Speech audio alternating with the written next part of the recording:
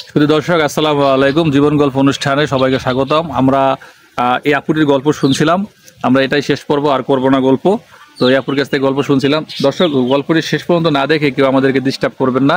স্ক্রিনে যে নাম্বারে দেখছেন চ্যানেল কর্তৃপক্ষের নাম্বার, এই নাম্বারে আপনারা অবশ্যই আপুটির ছবি তুলে পাঠিয়ে দেবেন। ইমো এবং হোয়াটসঅ্যাপ আছে, আমরা কোনো তথ্য চাইলে আমরা আপনাকে তথ্য দিতে সহযোগিতা করবো।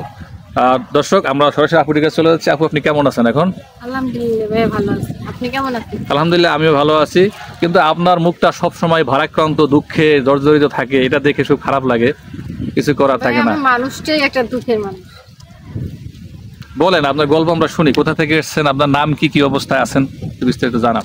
আমি আসছি বরিশাল থেকে, পিরোজপুর জেলা। আমার নাম লিমা, বয়স 20 বছর।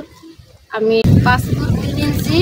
আমি আল্লাহর রহমতে কোরআন শরীফ খতম দিয়েছি, 5 ওয়াক্ত নামাজ পড়ার চেষ্টা করি। আপনাদের দোয়ায় ভালো হয়েছি। তো আপনাদের মাঝে আবার আসলাম আমার জীবনের কিছু কষ্টের কথা নিয়ে। তো আপনারা দয়া করে শুনবেন। অবশ্যই শুনবো, বলেন। আমার 4 বছর বয়সে আমার মা মারা যায়। আমার মা মারা যাবার পরে আমার বাবা আবার বিয়ে করে। তার মা মারা যাওয়ার 3 বছর পরে বাবা মারা যায়। তারপরে তো সৎমার ঘরে বড় হই।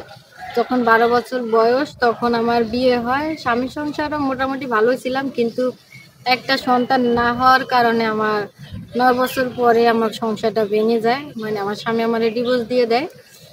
পরে অনেক কষ্ট নিয়ে আমি আমার মায়ের কাছে যাই, সৎমা, কিন্তু সৎমা আমার ঘরে উঠায় না, সে আমার বাইর করে দেয়। পরে আমার পাশের বাড়ির এক বোন ছিল, সে আমার বললো ঢাকায় চলে আসার কথা। ঢাকায় আসলাম চাকরির জন্য। অনেক গেটে ঘুরছি, মানে অনেক ধারে ধারে অনেক কাজের জন্য গেছি, কিন্তু ভালো কোনো কাজ আমি পাই নাই। সবাই খারাপ কাজের অফার দেয়, এই কারণে চাকরি আর করি না। যারা মনে করেন গার্মেন্টসে বড় জায়গায় চাকরি করে, উপর লেভেলে চাকরি করে, তারা শুধু একটা কথাই বলে যে আমার একটু সময় দাও, তাহলে তোমার চাকরি হয়ে যাবে। এটা কারণ কি? আপনার কি কোনো কাগজপত্র নাই? আমার কাগজপত্র নাই ভাইয়া, আসলে এইটাই কারণ। এইটা পড়ছে, আমার এইটার সার্টিফিকেটটা নাই, এই কারণে মেন সমস্যাটা। আর আমার যে মনে করেন যে দেখে, সেই বলে যে আমার বিয়ে হয় নাই। কিন্তু আপনার যে 12 বছর বয়সে বিয়ে হয়েছে, এটা আসলে বোঝার কোনো উপায়ও নাই। উপায় নাই, এটা কেউ বুঝতেও চায় না। আর 9 বছর যে সংসার করছি তাও কেউ বুঝে না। এই কারণে বেশি সমস্যা। মনে করেন রাস্তাঘাট দিয়ে যদি সেইভাবে হাঁটাচলা করি, তাহলে অনেক পোলায় মনে করেন মানে বাজে কমেন্ট করে বা অফার দেয় অনেক কিছু, এর জন্য খারাপ লাগে। আসলে স্বামীহীন বা বাবা মা ভাই ছাড়া মেয়ে মানুষের জীবন অনেক দুর্বিষহ। আপনি সেটাই উপলব্ধি করতেছেন। মা বাবা ভাই বোনের চাইয়ে সবচেয়ে কষ্ট হয় একটা মেয়ের যখন স্বামী ডিভোর্স দিয়ে দেয় বা তার আলাদা হয়ে যায়। ওই কষ্টটা অনেক বড় কষ্ট, কারণ ওই সময় কোনো সম্মান পাওয়া যায় না কারো কাছে।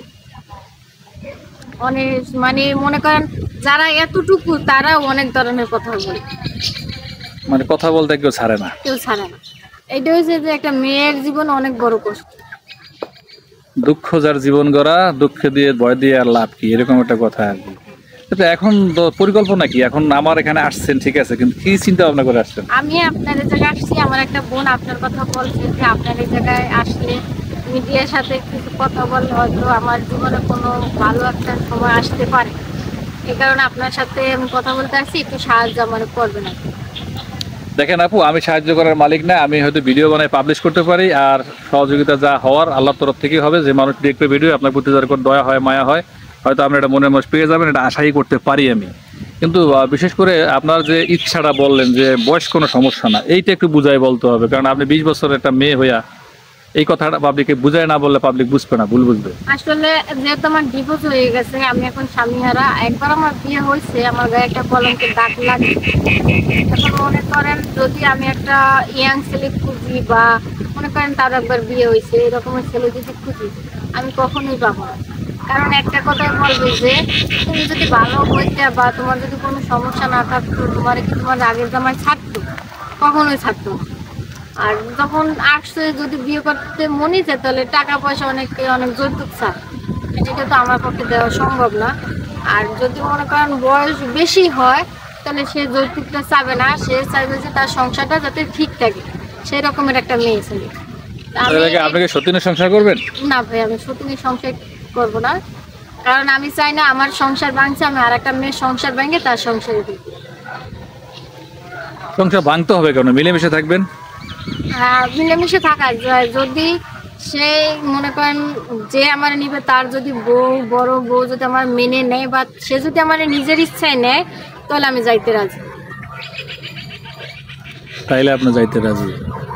আমার কাছে জিনিসটা একটু আনইজি লাগে, সেটা হলো যখন একজন 20 বছরের সুন্দরী মেয়ে, আপনি মাশাআল্লাহ দেখতে সুন্দর, আপনার হাত পা চুল নখ সবই সুন্দর, কিন্তু আপনার মতো একটা মেয়ে যদি বলে যে আমি একটা 50 বছরের মানুষের সাথে বিয়ে করব, তাহলে বিশেষত সমাজ বা আশেপাশের মানুষ এটা কি চোখে দেখবে বলেন? ভাই এটা মনে করেন আমার ভাগ্য, আমার ভাগ্যে ছিল এই কারণে হয়েছে। আর মনে করেন যে মানে বেশি বয়স হলে তার সংসার আছে, ছেলে মেয়ে আছে, আমি তো কখনো মা হতে পারবো না বা আমার কোনো ছেলে মেয়ে হবে না, আমি এটাই বিশ্বাস করি। মানুষ মানে আমার শ্বশুর বাড়ি সবাই বলে আমি কখনো মা হতে পারবো না, যে কারণে আমার জামাই ডিভোর্স দিয়ে দিয়েছে। আমি চাই যারা আমি বিয়ে করবো, যে আমার নিবে, তার যদি ছেলে মেয়ে থাকে আমার নিজের সন্তান মনে করি, তাদের আমি লালন পালন করব, তার ফ্যামিলির সাথে আমি মিলেমিশে থাকবো। মিলেমিশে থাকবেন। পছন্দ কি যৌথ ফ্যামিলি না সিঙ্গেল ফ্যামিলি? আমি যৌথ ফ্যামিলি পছন্দ করি। যৌথ ফ্যামিলি পছন্দ করেন, এর কারণ? মানুষ তো সিঙ্গেল থাকতে চায়। কারণ মনে করেন একটা ফ্যামিলিতে যদি মানুষজন বেশি থাকে, ওই ফ্যামিলিতে আনন্দ মানে হই হুল্লোড় বেশিই হয়। আর মনে করেন আজকে আমি একটা বিপদে পড়লাম, তারাই আমারে দেখবে, তারা বিপদে পড়লে আমি তাদের দেখবো, আমার একটা অসুখ হলে তারা দেখবে, তাদের অসুখ হলে আমি দেখবো। কিন্তু মনে করেন যদি একা থাকি, তাহলে আমি যদি একলা ঘরে যদি মারাও যাই তাও কেউ দেখবে না। কেউ দেখবে না, এই কথাটা যুক্তিসঙ্গত। এই কারণে আমি যৌথ ফ্যামিলি পছন্দ করি। আপনার সবচেয়ে পছন্দের খাবার কি আপু? আমার সবচেয়ে পছন্দের খাবার যদি আপনার বলি আপনি হাসবেন। বলেন তো শুনি একটু। আমার সবচেয়ে পছন্দের খাবার হচ্ছে ডাল ভাত আলু ভর্তা মরিচ, এটি খুব প্রিয় খাবার আমার। না, এটা এক একজনের মানুষের একটা রুচি থাকে, এটা স্বাভাবিক। এটা আমার খুব ভালো লাগে। সকালবেলা যদি পানি ভাত থাকে আর পানি ভাতের মধ্যে একটা কাঁচা পেস্ট লইয়া, কাঁচা মরিচ লইয়া রুটির মধ্যে ডইলা খাইতে বলে মজাই লাগে। অনেক এটা আমারও ভালো লাগে, যেহেতু ওই অঞ্চলের মানুষ যারা বরিশালের, আমিও বরিশালের অঞ্চলের মানুষ, ভালোই লাগে, খারাপ লাগে না। তাই দর্শক, আমরা গল্পটি বাড়াচ্ছি না, আমরা এই পর্বে গল্পটি এখানে শেষ করছি।